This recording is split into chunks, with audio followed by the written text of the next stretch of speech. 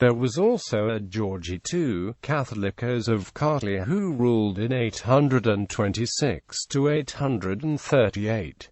George II of the Bagrationi Dynasty was a king of Georgia from 1072 to 1089.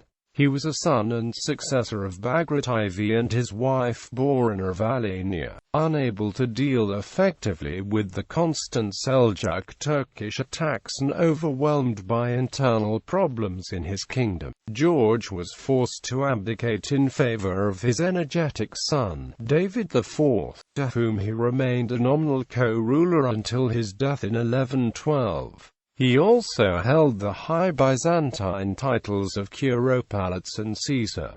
Early reign. George's childhood coincided with the civil war between his father Bagrat IV and the rebellious Georgian feudal lord Liprete, who succeeded him, temporarily driving Bagrat into the Byzantine Empire, and crowned George as king at the Ruisi Cathedral between 1050 and 1053, under the regency of Bagrat's sister Guranduct. In fact, Liprete became the master of nearly half of the Georgian kingdom and the most powerful dynasty in the country. By 1060, Bagrat IV had been able to secure the throne and made George his heir apparent, to whom the Byzantine emperor attached the title of Curopalates. In 1070, Prince George, at the head of a combined Georgian-Alan army, inflicted a decisive defeat on the Shaddadid emir of Aran, Fadl II, and ravaged his possessions at Ganja.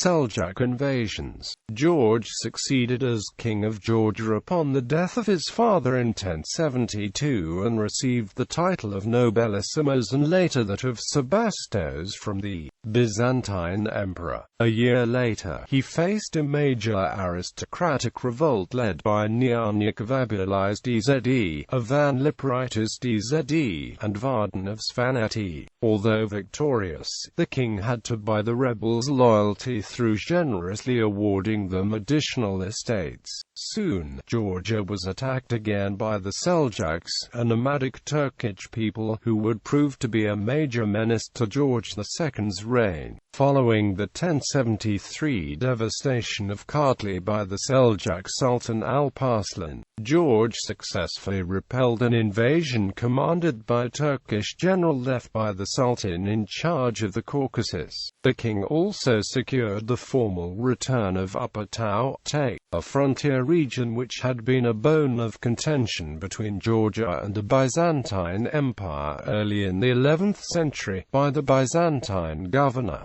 Gregory Parkurianos, who began to evacuate the region shortly after the 1071 disaster inflicted by the Seljuks on the Byzantine army at Manzikert. On this occasion, George was bestowed with the Byzantine title of Caesar, granted the fortress of Kars and put in charge of the imperial eastern limits.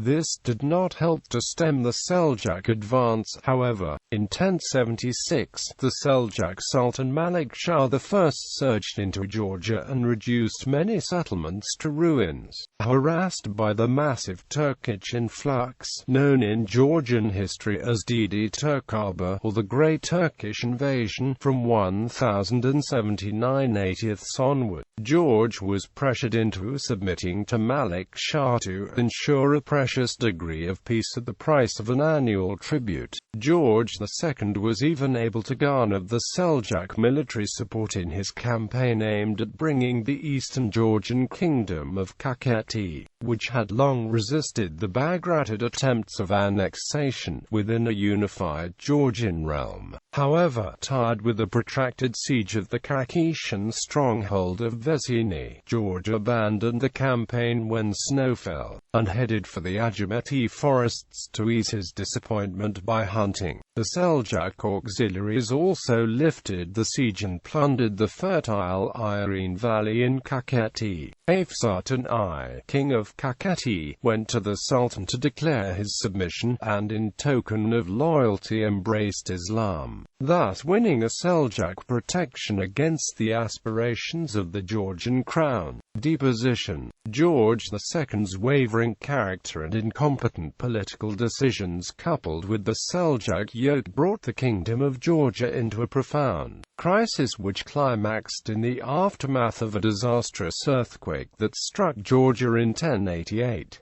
In 1089, George handed over the crown to his vigorous 16-year-old son David. This changeover is shrouded in mystery and is mentioned only in passing in the Georgian chronicles. All that is recorded is that George crowned his son as king with his own hands, after which he disappears from the chronicle. He was most probably forced by his nobles, in a palace coup masterminded by the powerful minister Bishop Giorgi II, to abdicate in favor of David. George is mentioned in prayers dated to 1203 as King of Kings, and Caesar of all the East and West, suggesting that he was still alive and given some titles by his reigning son, but exercised no real power. Ancestry.